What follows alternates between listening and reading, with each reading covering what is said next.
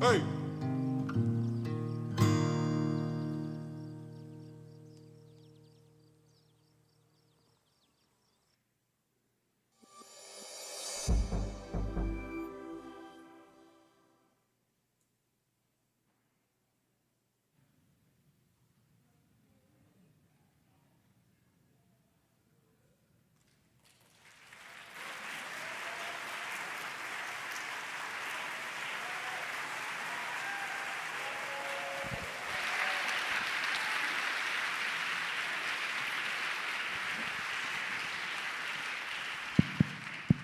They made a really big deal about not tripping on the stairs, and so I feel like I've already succeeded, Sam Stein.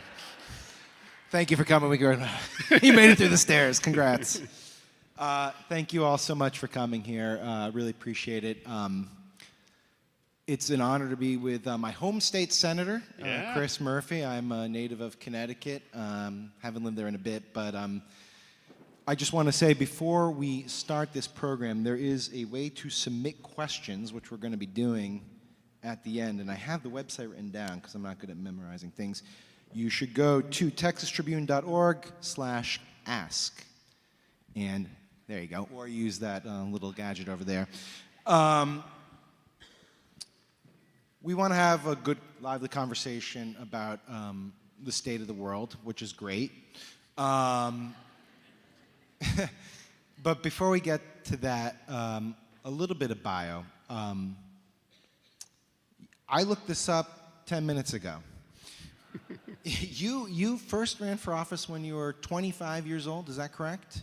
Correct. Yeah, I was 24 when I was elected to the Southington, Connecticut Planning and Zoning Commission. And then I realized if I wanted any future in politics, I had to get the hell off the Planning and Zoning Commission. And then, yes, I was elected to the state legislature a year later. You were elected into the U.S. House of Representatives during 2006 Blue Wave, and then you went into the Senate in 2012. I first met you sometime in between then, I believe, and I don't think you've changed, but you've evolved in a way. And I'm just sort of curious, as you are in this current moment and you look back, how do you think you've evolved, and how do you think your perceptions of politics have evolved? Well, first of all, great to be here with you, Sam, and to everybody at the Tribune. Thanks for continuing to invite us back. Looking forward to the conversation. Yeah, listen, I've changed in a lot of ways. I hope I'm still essentially the same person that I was when we first met and when I started out in politics. But my first evolution obviously happened in December of 2012, right after I was elected to the Senate. The awful shooting in Sandy Hook occurred. I'm super embarrassed by the fact that I really had not worked on that issue before it happened in my backyard, and for the last now almost 15 years I've devoted much of my life to helping to build the anti-gun violence movement and to try to make sure that we save lives in this country and make it a national priority.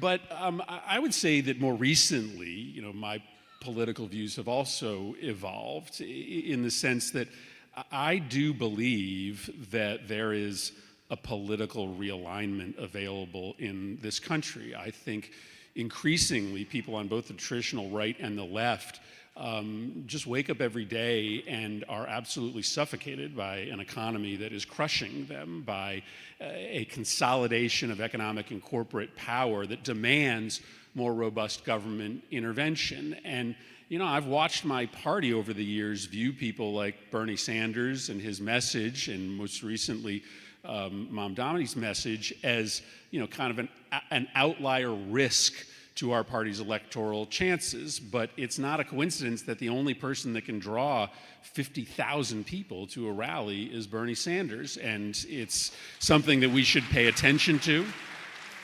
As a party, I think our path forward runs through being a bigger tent party with fewer litmus tests, but being a party that is robustly populist in our economics, presenting very big ideas that match the big problems that people are facing, And I would say that's an evolution for me. I was somebody that was pretty proud for a while that we applied a litmus test on assault weapons and background checks to every candidate that was running. And I now feel like we got to be winning elections, and winning elections probably means letting more people with more diverse views on social and cultural and hot button issues into the tent. And that has been a more recent conversion, a more recent metamorphosis of my political beliefs.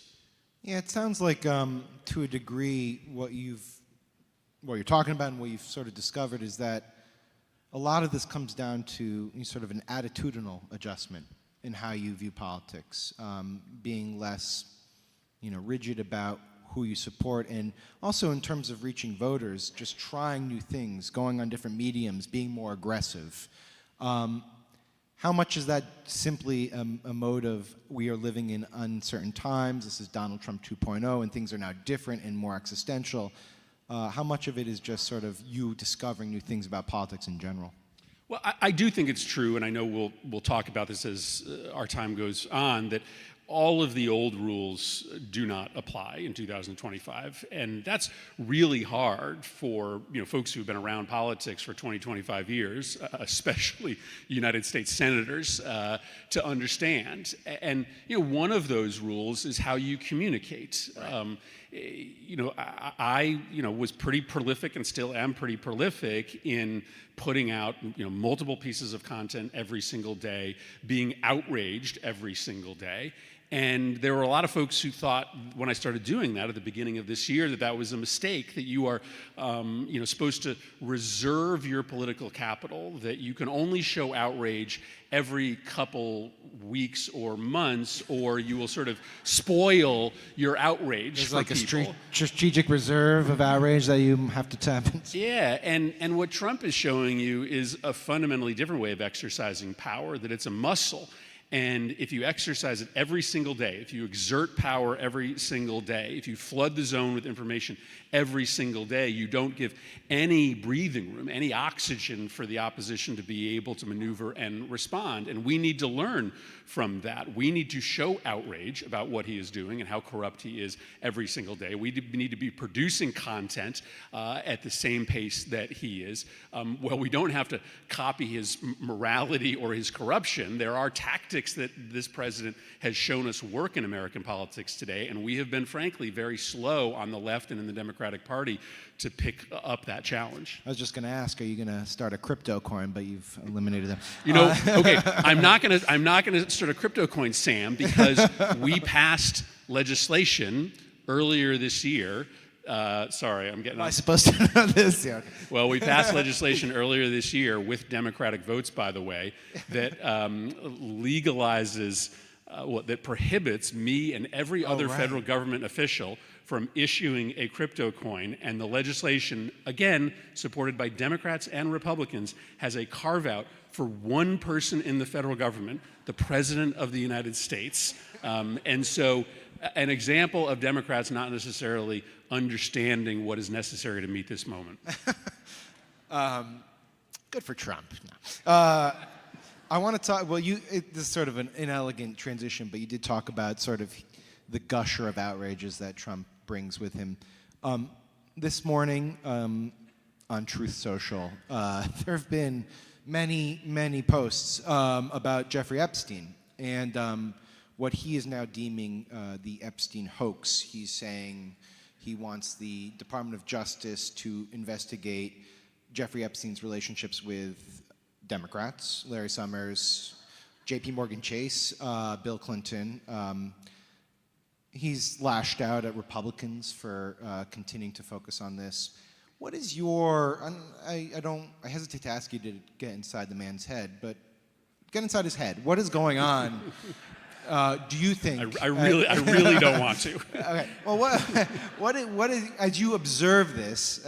You're an interested party here. What is your take on how this is playing out and why he's acting in incredibly guilty fashion? Well, he is in daily panic mode as we get closer to the moment where these files and the fullest truth that we have available to us is going to be made public. And it is clearly the biggest scandal in presidential history. And he wouldn't be acting this way if he wasn't so deeply worried about what sits in those files. What we've already seen is immensely incriminating. Clearly, Donald Trump was at the center of a child sex ring. That is heartbreaking, that the President of the United States was involved in that kind of gross, craven immorality. And it stands to reason that he wouldn't be fighting so hard to spin against this story or bullying Republicans in the House to prevent the release of these files if there wasn't something especially and specifically incriminating in that information. Now, I think the scandal in and of itself could bring him down, but we also do have to contextualize it, because what Donald Trump is all about is protecting the rich and powerful and stealing from normal people, regular middle class and poor folks, in order to enrich the rich and powerful. And this is very much part of that story. Yes, I am sure that there are both Republicans and Democrats named in those files. There are powerful people on both sides of the aisle, but what Trump is all about is, not really playing a game based on politics, but playing a game based on wealth and influence. If you have wealth and influence, Donald Trump is going to protect you, and that is consistent through everything he has done during the first 9 months of this administration. So, as I understand it, the House will vote next week on the release of the files, because the discharge petition, I'm not trying to get too in the weeds here, but they are going to have a vote next week on the release of the files, and it's widely expected that it will pass. And at that point, it does go to the Senate. What are your expectations for a vote in your chamber on that specific issue? Well, the Senate has, essentially been, out of the loop. There's been very little, almost no pressure on Senate leadership, Republicans, because of what's been happening in the House of Representatives. But 6 months ago, you would have thought there was no shot that the House of Representatives would vote in what is likely to be a pretty big bipartisan vote. They only got 3 or 4 Republicans to sign the discharge petition, but they may get dozens and dozens of Republicans to actually vote for the bill when it comes before the House for a full vote. You wouldn't have thought that that was possible, but the daily pressure campaign on Republicans over the course of the last several months caused them to finally force this vote, and will cause many of them to vote for it. So yes, today you'd say, is John Thune really going to bring this bill voluntarily before the Senate for a vote as an additional means of embarrassing the president? That doesn't sound likely today. But after weeks and months of public pressure, after more drip, drip, drip release of information about how deeply Trump was intertwined in this scandal, I think the reality will look very different. And it may be that John Thune decides, I think it's very likely that John Thune decides that his members cannot survive if they don't go on record and vote to release these files. You can clap, it's fine, don't worry. But that's incumbent upon us to build that. That's incumbent upon us to build that pressure, as folks built that pressure in the House of Representatives. It probably will require 1 or 2 Republicans in the Senate early on to say what the right thing to do is here. But I don't think it's inevitable that we won't get that vote in the Senate. You called it the greatest scandal in presidential history, and it may very well be. We'll see. But there's been a lot of other scandals in this presidency. I'm not asking you to rank them. We can if you want. Good try. One of the ones that has been top of my mind, and I don't think gets a lot of attention, is the issuance of pardons. Over the past couple of weeks, we've seen just a slew of them for incredibly random officials in various walks of life. But the one defining feature is that they're either Republican, or they've hired a lobbyist or donated some sort of money to a Trump venture. The big one was a pardon that actually wasn't for a criminal case, which was the 30 or whatever so people involved in the 2020 election scheme. I talked to a pardon attorney who had been pushed out of the Justice Department, a woman named Liz Oyer. She was pushed out because she refused to give Mel Gibson back his guns, and so they pushed her out of the administration. And she made the case that this was a pardon with a purpose, that he's trying to signal to people that you can disrupt an election and you'll get an A-OK from him legally. Is that your fear? And then I guess the secondary question to that is, what can be done about the use of pardons? It's a constitutional right to the presidency, but it's being flagrantly abused. Well, so what can be done ultimately is a contraction of that power through constitutional amendment. I think we have seen, frankly, the nuclear grade abuse of that power by Donald Trump, but we have also seen the abuse of that power by prior presidents as well. And so it is time to have a national conversation about whether that power can any longer be justified in its present form. Yes, obviously he is trying to signal to his supporters that they are going to be able to get away with not just political disruption, and that's the 30 people you were talking about, but violent disruption.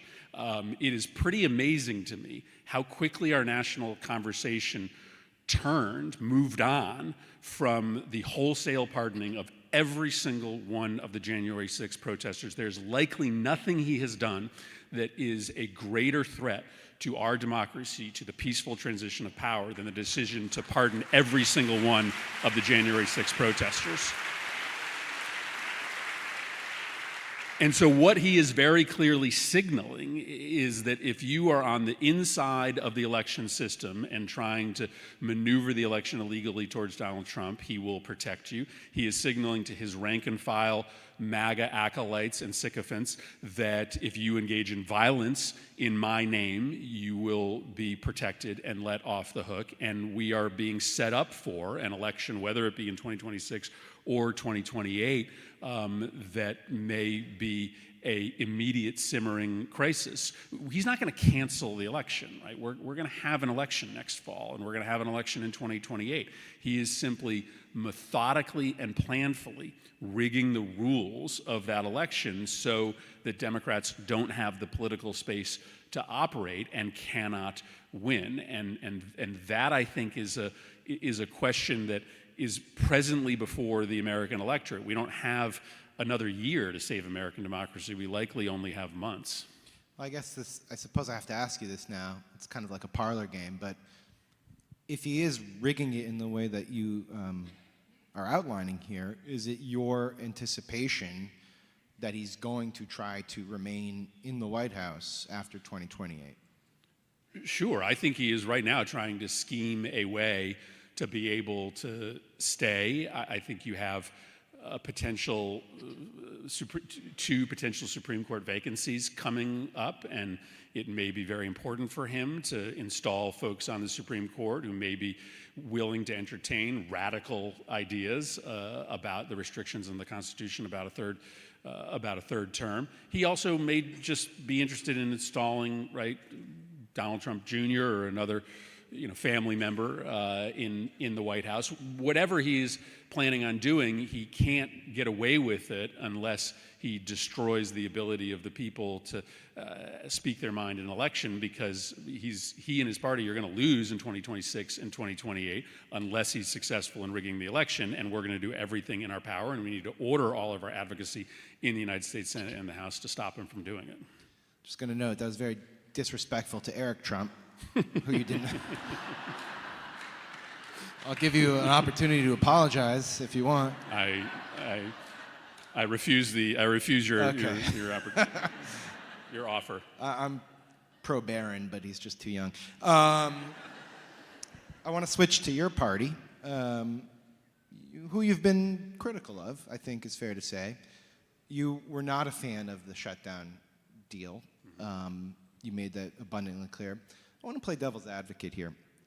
The shutdown was meant to put a spotlight on expiring extended Obamacare subsidies. And the argument was that you, as a party, had a moral obligation to make sure that people did not feel that financial pain, the health outcomes that could come from losing insurance or having insurance be too costly.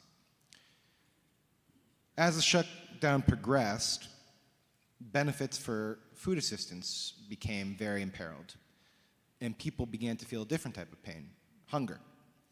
Did you not have a moral obligation as a party to make sure that that was also resolved? And if that is the case, why was agreeing to reopen the government and turn on those SNAP benefits again a bad idea? Okay, so I think you're getting into the most essential question, and it will remain the hardest question for the political opposition as our democracy remains in peril, and it is this. What do you do when the President of the United States is willing to weaponize our compassion against us? What do you do when the President of the United States is willing to impose pain on the American people as leverage to try to get the political opposition to grant him more power? I wish that there were a path to save our democracy that did not involve pain, that did not involve sacrifice, that did not involve hard times. But what I know is that democracies die when the opposition just tries to bring everything back to normal as quickly as possible, allows the leader to be able to weaponize our compassion in a way that drags us into consenting to grant more power to the president over and over again. There are not perfect lessons, but lessons from the civil rights movement. The leaders of that movement were willing to live through immense pain, economic pain, during that bus boycott. They filled up the jails. They crossed that bridge even though that they knew they were going to be subject to enormous abuse and potential death. But their goal was to show their oppressors that their willingness to sustain and live through pain was greater than their oppressors' willingness to impose it on them. Now, but that's a hard thing for a United States senator to say, because I'm not on food stamps. And so the pain is ultimately being borne by the most vulnerable in our society, which means local governments, state governments, the private sector, I think, have an elevated responsibility to try to help alleviate as much of that hurt as possible. But if the path forward is to continue to pass short-term budgets or a long-term budget that has no check on his corruption, that has no protections for our democracy, simply because we want to preserve the social safety net, which is a very logical thing to want to do, the end result is the destruction of our democracy. And if that's the end result, that is much worse for the poor and the vulnerable than that short-term pain is. Man, this is a very hard conversation. I totally understand why 8 of my colleagues wanted to end the shutdown. I wanted to end the shutdown, but I think this is an exceptional moment, and an exceptional moment that requires you to choose between two very distasteful propositions. So I'm admitting to you that we're all struggling with. I just land on the side of making the sacrifice, asking people to live through the sacrifice, trying to alleviate the sacrifice, because he will be emboldened if we continue to fold to him, if we continue to yield to him, submit to him month after month after month.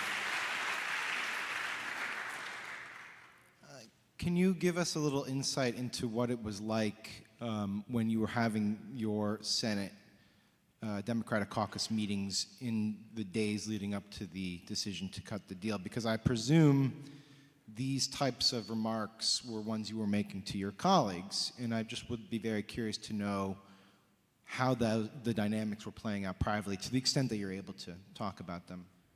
Sure. I mean, there is a sort of difference of opinion broadly inside the Democratic Party as to how exceptional this moment is and whether you can sort of manage the growing totalitarian state in a way that preserves our democracy, or whether you have to draw lines in the sand, moral lines in the sand. Part of my worry, and this is back to the conversation we were just having, is that if we don't show in the Democratic caucus a willing to engage in risk-tolerant behavior, how do we ask a university or a law firm to do the same thing? Because in the short run, the best decision for Paul Weiss was to cut the deal. And they would say, we have people that rely on us. We have paralegals and bike messengers who will be hurt in a real way if Paul Weiss disintegrates. But we told that law firm, and we told Columbia University, no, the principle, right, of free speech is more important than the immediate pain that will be visited upon your institution or your company. And yet we aren't necessarily living our own advice. We aren't willing to take stands that involve pain and hurt for a principle. I think there was also another difference inside the caucus, which is whether this strategy was going to work or not if we continued the shutdown. I just think that after that election, the country had, I think, made a referendum supporting the tough stand that we were making.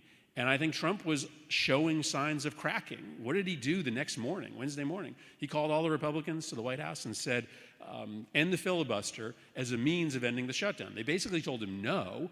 His next only play would have been to come to Democrats and say, okay, let's cut a deal to reopen the government. But we were so impatient to end the shutdown that we didn't even get to that next step. So I think one of the other disagreements in that room was whether we were going to get what we asked for, the suspension of those subsidy cuts, if we had held out longer. And those 8 folks didn't believe that.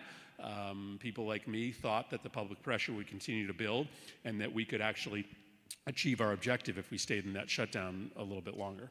The deal that was cut will fund SNAP for the next year, so it is not, as I understand it, an issue the next time there's going to be a shutdown fight, which is the end of January.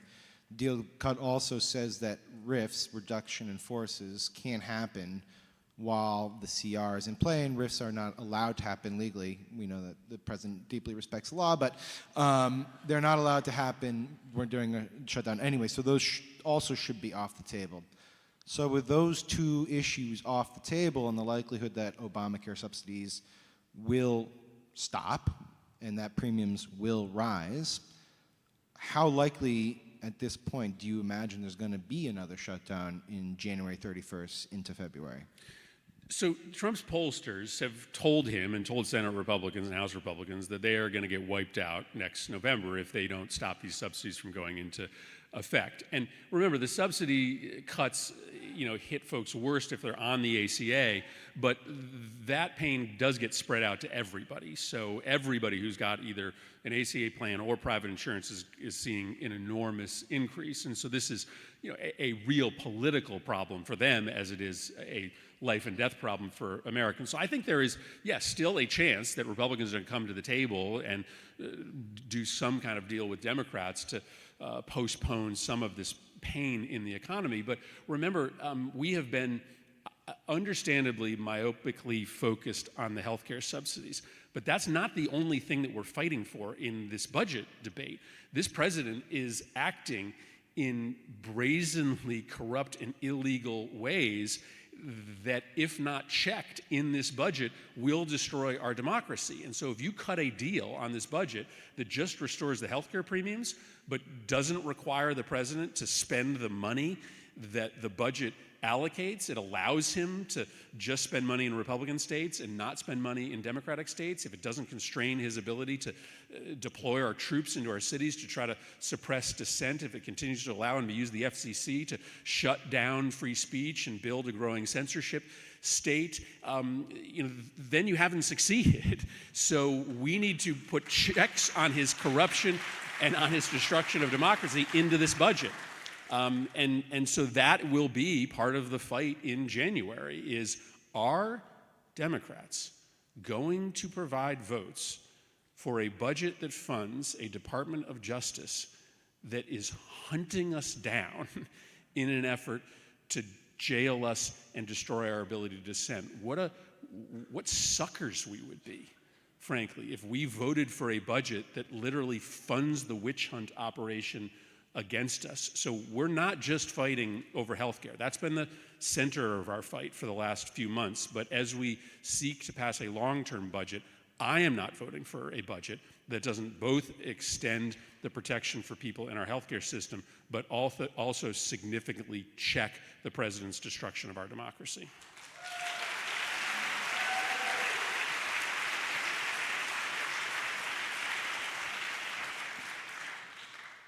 I want to read you a quote from a colleague of yours. You can guess who the colleague was. I'll give you a clue. It is a Democratic colleague in your chamber. Okay, you can guess who said this. The Democratic Party needs change. It is time for a new generation of leaders to stand up to Trump and to all those compliant and sabotaging the American dream. If the Democratic Party is to deliver new leaders, must rise, stand, and fight. Who do you think said it? I think that's Corey, right? Damn, you're good, dude. Yeah. Okay. I pay attention to what my colleagues say. Was he talking about Chuck Schumer? I have no idea. I saw that quote got a lot of attention, despite the fact that it's not that controversial a thing to say. Got my attention. And so, I guess people thought that he was talking about one person specifically. Listen, Chuck has a very hard job. None of us met this moment. None of us met this moment.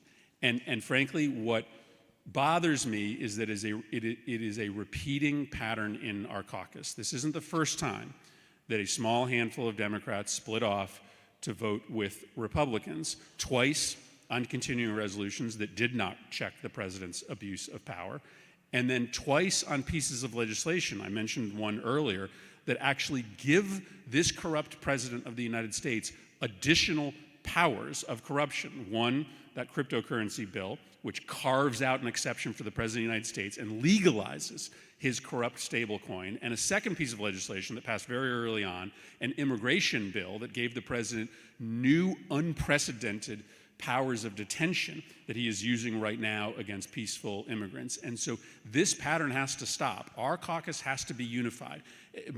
More important today than ever before. Yes, the Senate has a tradition of a handful of members sort of acting in an ad hoc fashion to solve problems, but if we aren't united today as a caucus moving forward, I don't think there's a path to save the democracy. So the caucus has to figure this out, but Chuck Schumer has to figure this out as well. So yes, we have to be better in this moment. We have to learn from the mistakes that we have made. That is an obligation of the rank and file, but that is also an obligation of the leadership in the Senate.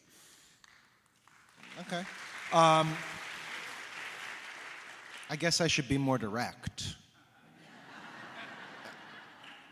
Is he the right man to be the leader of the Democrats in the Senate? Yes or no? So he can lead the Senate moving forward, but only if he and rank and file members make a commitment to work together in protection of our democracy. Again, this is an issue where you've got a handful of Democrats in the Senate who sort of want to return to normal as quickly as possible, who still see their job as reaching out and creating compromise with Republicans, even if that compromise provides more power to the president. Whatever person is in charge of the Senate Democratic Caucus is going to have to manage that phenomenon. That problem exists even if there was a different leader. So it's more for, I'm not trying to punt on the question, I'm just telling you the problem right now is a lack of unity and a lack of common purpose in the Senate. That's a problem that we all have to solve together. Prior to coming to Austin, you did what many people do this time of year. You flew to Manchester, New Hampshire, and hung out in a somewhat random state, right? Well, who goes to New Hampshire? Why were you in New Hampshire?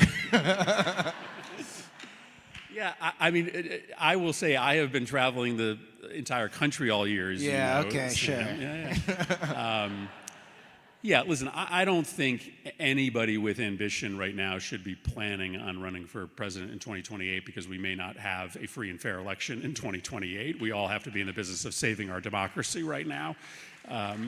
So no, I don't have any plans to run for anything other than the Senate, but I do think we have to, all of us, be traveling the entire country, whether it be an early primary state or not, to build this political resistance movement. Sam, as you know, I did something abnormal a few months ago. I decided to stop raising money for myself, and instead, right now, when I raise money into my political campaign, I just turn that back around to fund mobilization and protest groups all across the country. So I have spent about $1 million funding different organizations And that if you were, I don't know, if you were only focused on a future office, you'd probably be raising money and sort of hoarding it in an account to spend later. But I don't know whether any of us are going to have an election to run in 2028 that a Democrat can win. So right now, I'm focused on helping these citizen-led education, mobilization, and protest groups all across the country be able to speak truth to power. So that's my sole focus right now.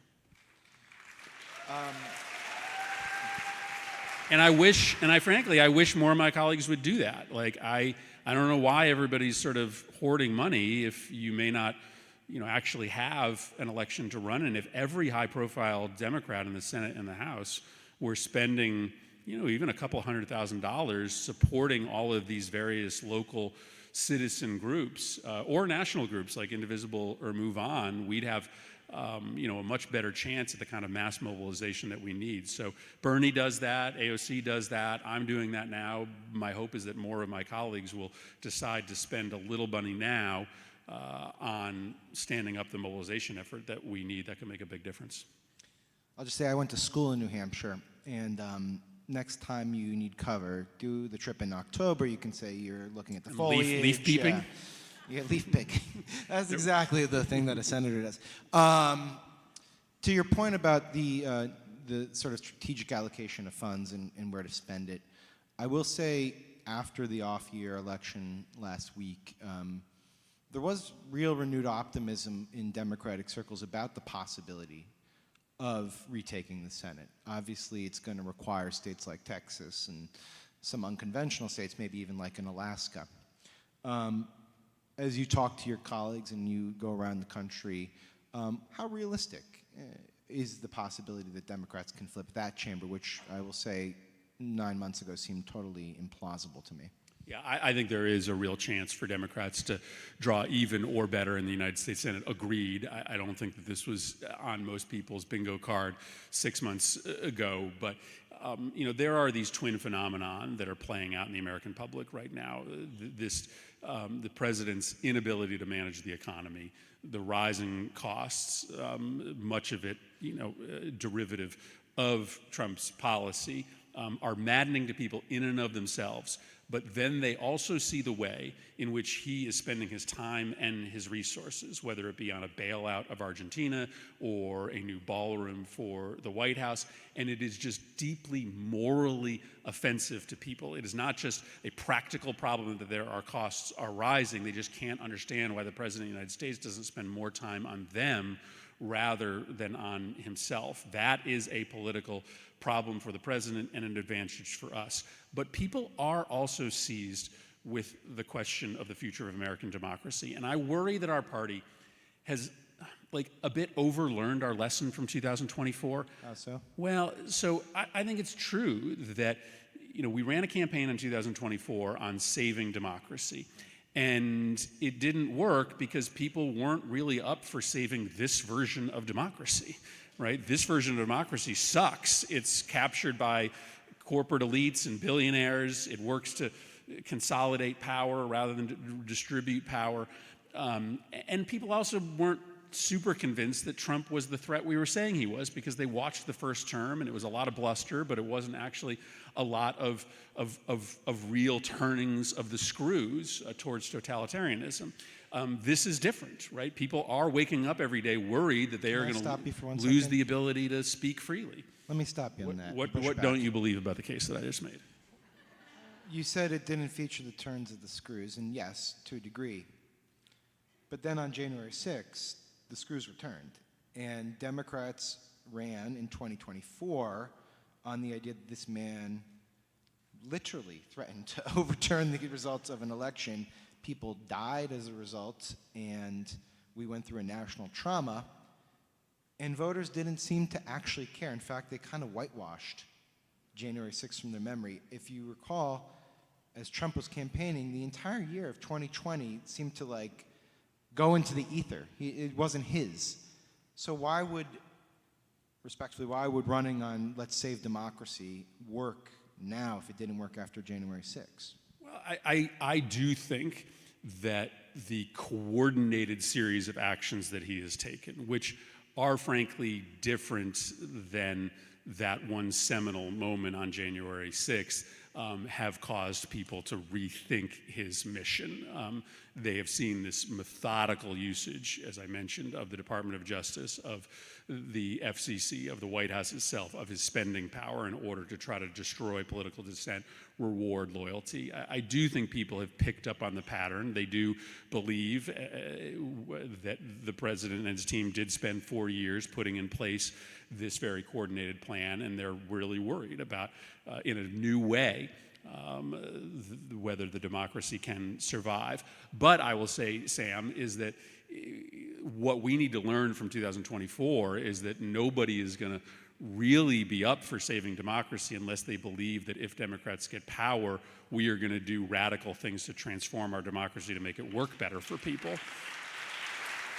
And I don't really get it. Like, this party, when I first got involved, talked all the time about getting dark money and billionaire money out of politics. Campaign finance reform, whether that's the right phrase or not, was like a top 3 issue for Democrats. And somewhere along the way, in the last 20 years, it stopped being a priority for us. And if we don't get back to being a party that talks about how we will unrig our democracy as a top 1, 2, 3 issue for us, people will be less enthusiastic about stepping up for our democracy. It's a long way of saying that the threat to their pocketbook and the threat to democracy, I think, puts us in a position next fall to win a lot of seats in places like Alaska or Texas or Iowa that maybe would have been unthinkable as political possibilities just 6 months ago. Yeah, I forgot that the question was about the Senate. We took Sorry. a roundabout way to get there. We have 5 minutes of just you and me, and then we're going to get to audience questions. So I guess I should do some oddball ones. What are your thoughts on Trump's taste of interior design? No, I'm just joking. A little bit of a wind up to this. Backstage, we do this thing at the Bulwark where we kind of gamify these things. And by the way, subscribe to the Bulwark. And one of the things that we have done is we've ranked who we think are the most problematic cabinet members. And I told the senator backstage about this, and I gave him the names, and he didn't tell me his rankings, so I'm going to have him do it in front of you. The options were Pete Hegseth, Pam Bondi, Kristi Noem, and RFK Jr. Technically, J.D. Vance is a cabinet member, but we're going to put him aside for the time being and just stick with those 4. And in all seriousness, each of them has a portfolio that's done an incredible amount of damage from the perspective of you and many others. It's hard to rank it, but if you had to look at the landscape, what would you say is the one that stands out for you? It's a terrible question. So yeah, you previewed 5 minutes ago, you were going to ask me this question, so as I was trying not to trip down the stairs, I was thinking about it.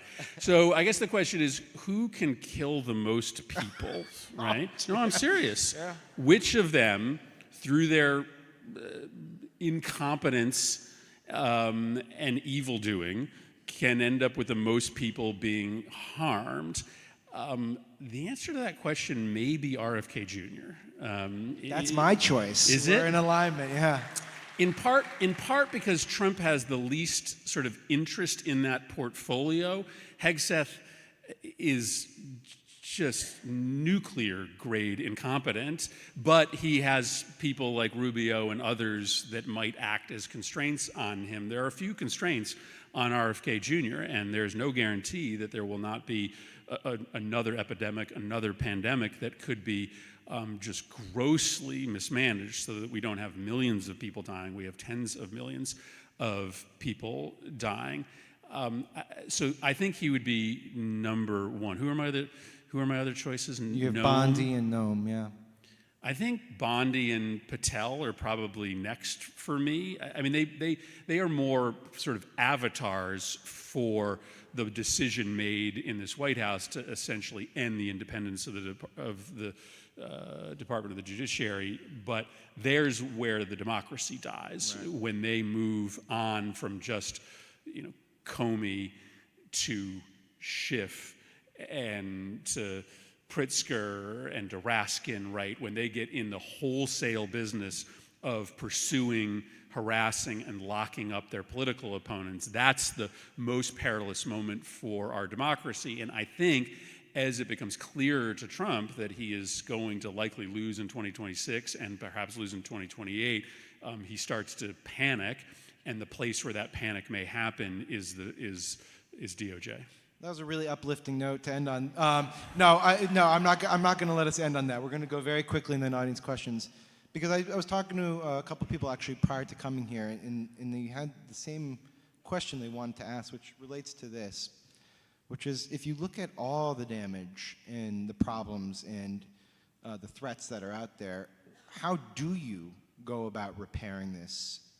And is it even possible? Oh, it's absolutely possible. I mean, yeah, all of our talk tends to be depressing, but I remain, in general, an optimist. But I also remain deeply optimistic about our ability not only to survive this moment, but to come out of it stronger. People are having an emotional, spiritual reaction in this country to this level of cruelty. The way in which the president is treating immigrants is causing a lot of folks who, frankly, had real sympathy for the president's position on immigration to rethink their belief system and to recommit themselves to the idea of a multicultural America. 7 million people turned out for No Kings at a moment when the president was doing everything possible to try to suppress people into silence. That's a big deal. That's a big deal. Democracy is still alive. We just saw it on Tuesday. People decided that they weren't staying home, that they weren't giving up. So there are all of these signs that, his attempts to try to overwhelm us with information, to try to harass us into silence, are not working. And so I absolutely believe that we survive this moment. I just, as much as I'm angry and anxious, I also feel super lucky to be alive at this moment. This is still the greatest experiment in governance in the history of the world, right? 250 years in to governing ourselves in a multicultural, multi-ethnic, multi-religious society. We should remember how absolutely radical this experiment is. It's kind of wild that it's lasted this long. And so the reason that I feel both anxious and angry and joyous is that, and I think you probably feel this too, it's probably part of the reason why you're here in this room today, is that, I could have been parachuted into the world at any time in any place. And I happened to be dropped into the United States of America, right? Multicultural democracy, 250 years in, at a moment that it's at peril, at a moment that we're deciding whether we're going to save it for our kids and our grandkids. And I just feel like we are going to do our job. We are going to save this country. We are going to repair from it. And we're going to be able to tell our kids and our grandkids that when the test was upon us in the greatest country in the history of the world, we met the moment. So to me, yes, I'm angry, yes, I'm anxious, but I'm absolutely joyous that I get to be part of this moment, a historic moment with all of you and millions of others all around the country.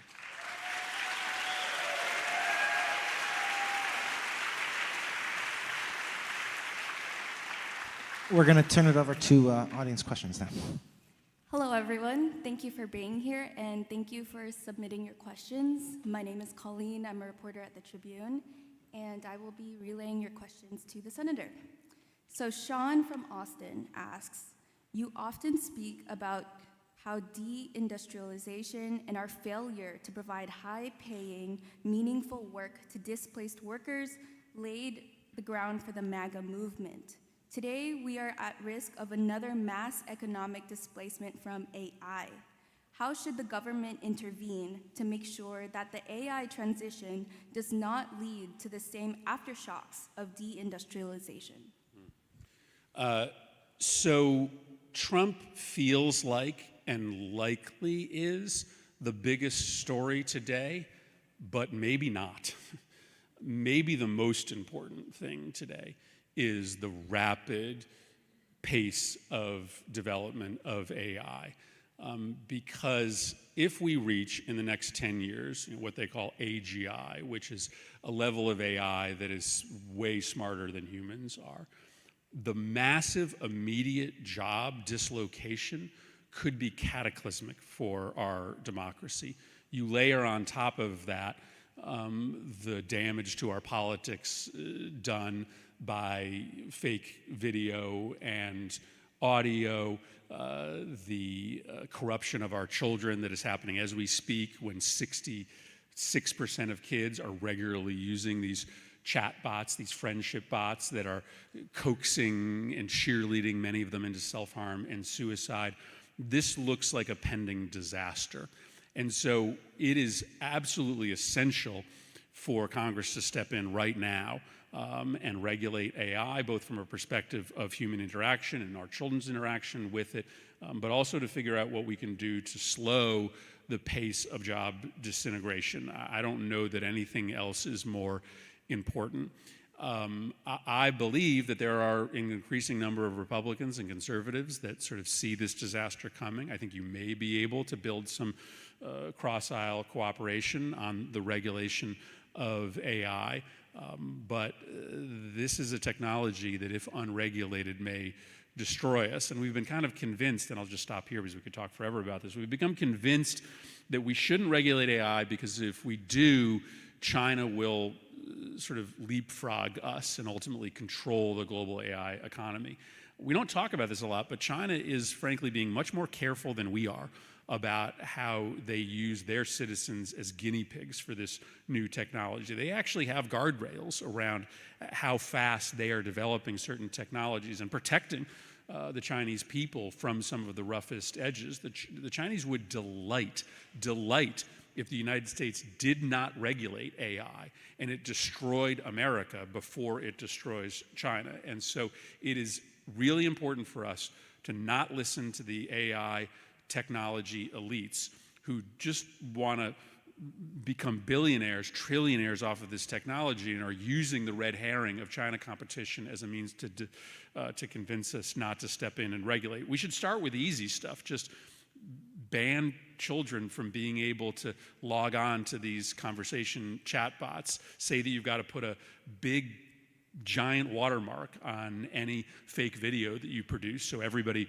knows real from fake. There are some strength in copyright law so that creative content can't be so easily stolen on these large language models. Mitigating its impact on job displacement is a harder question, but there are some really easy things that we could do now. And my hope is you'll see more opportunity for Republicans and Democrats to work together. I'm somebody that has been telling my Democratic colleagues to fight rather than cooperate. The one thing we should be open to cooperation on is on the regulation of AI.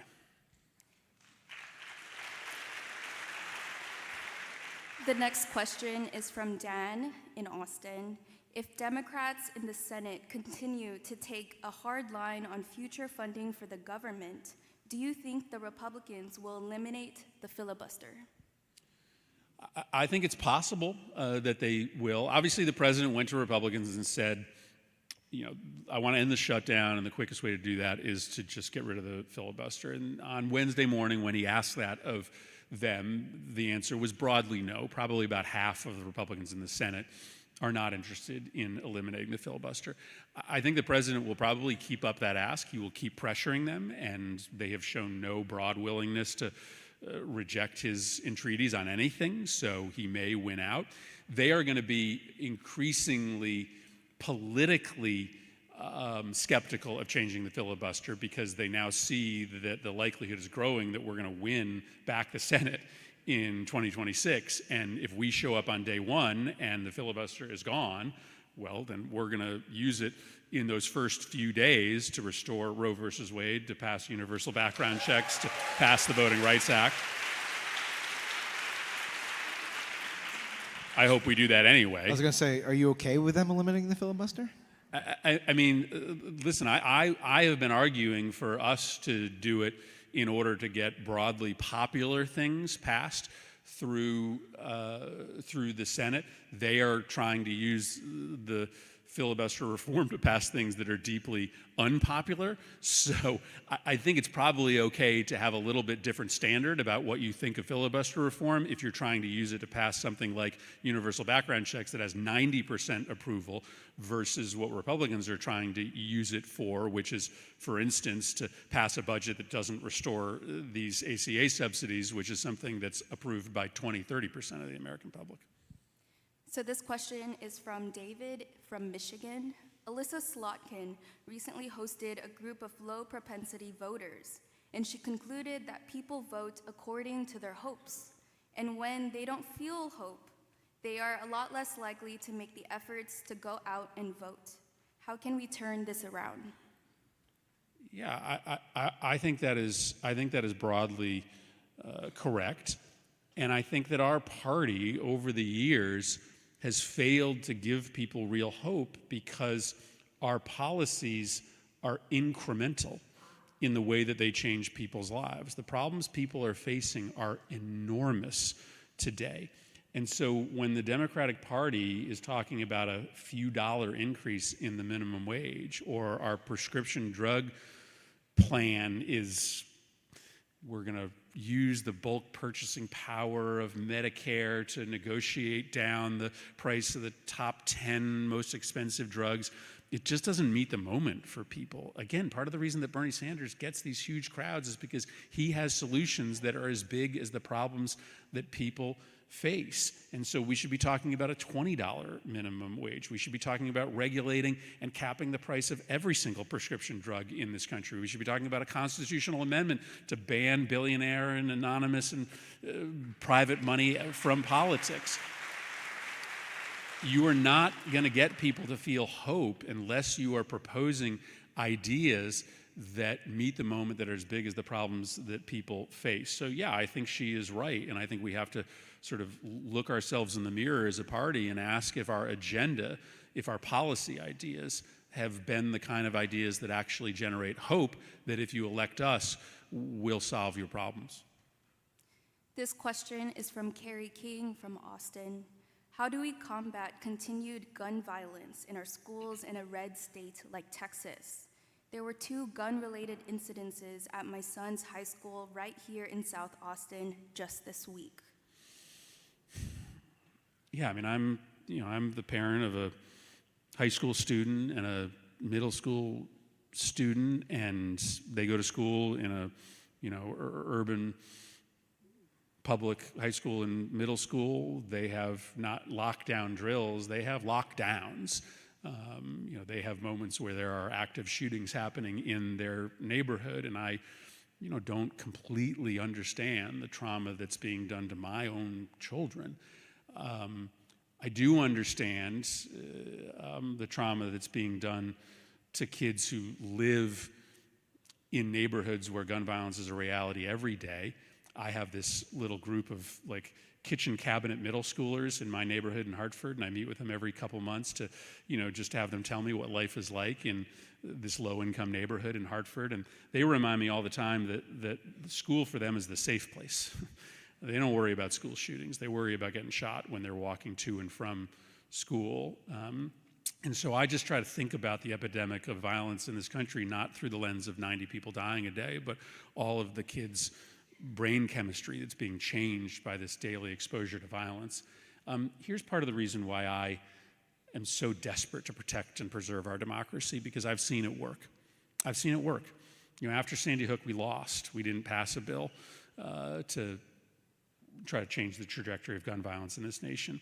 And so what did we decide to do? We decided to build. For 10 years, we built methodically a movement. Moms Demand Action, Giffords, March for Our Lives. We lost over and over again. We continued to try to bring measures before Congress. We lost. But we had confidence that our cause was so righteous that eventually we would prevail. And then after that shooting in Uvalde, eerily and tragically reminiscent of Sandy Hook, we had an opportunity to pass a bill.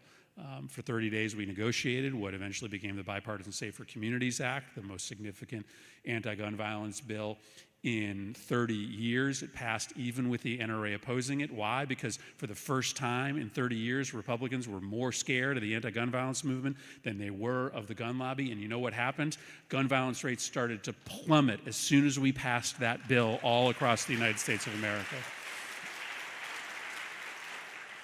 And so we have proved the theory of our case that if you organize, if you take advantage of moments in Congress to pass legislation that tightens our gun laws, we will save lives. And we haven't solved this epidemic, but we have had 3 straight years of double-digit declines in gun violence. That happened in large part because of a political movement that we built. So these next 3 years will be really hard. Donald Trump is not going to help us get any new legislation passed.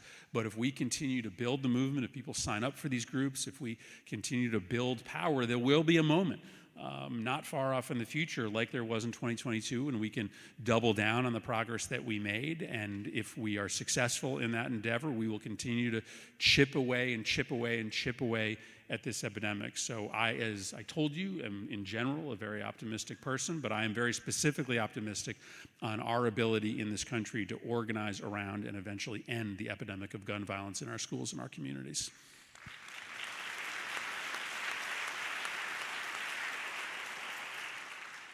Let's do one more question for 1 minute.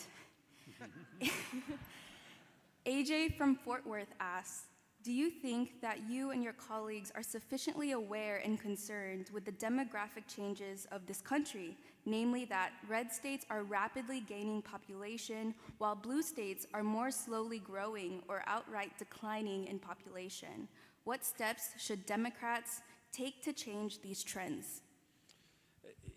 Yeah, listen, I mean, we have a national economy, and to me, there is often a race to the bottom occurring as states start to chip away at workers' rights, they start to chip away at workforce protections, at healthcare protections, which does often cause companies to move from one state to another. But the sort of net results of that phenomenon is an economy that broadly isn't working for workers, as you have this kind of regulatory race to the bottom, which is why I do think there's a growing appetite amongst folks in red states and blue states for the federal government to step in and play a more robust role in creating a national floor of worker safety, a national floor of wage protection, a national floor of benefit protection for all workers in this country. I said at the outset, I do think that there's a realignment happening in America today. The Democratic Party has to do a better job of being able to communicate to voters, not just in blue states, but to red states as well, which is why, I'm engaged in this project to try to convince my party to build a bigger tent, to be more robustly economically populist. There's a group of voters who are sort of open to more national intervention in the economy, but are probably more socially and culturally conservative voters. We have an opportunity to expose Trump as a fake populist, as somebody who only cares about himself and not you, but only if our party is a little bit less judgmental about people who don't agree with us on everything from abortion to climate to gun rights. We have the opportunity right now. Trump has presented us with this opportunity to build an unprecedentedly large voting coalition heading into the 2026 elections. And I'm hopeful that we will capture that opportunity. It's a really hard conversation for the party, and I regret sometimes that because we have been so hyper-focused on defending our democracy and confronting Trump's corruption, we maybe haven't had the kind of autopsy we should about what went wrong and why we've become so uncompetitive in places like Texas and Missouri and Iowa, places where we used to be competitive only a handful of years or a decade ago.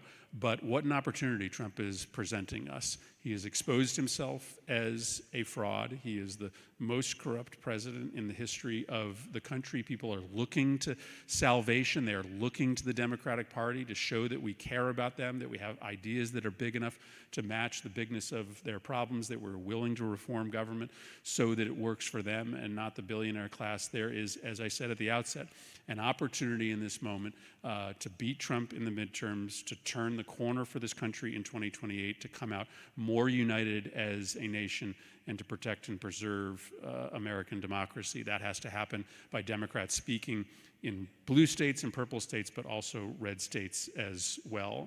That's the work ahead of us. I think we can get the job done.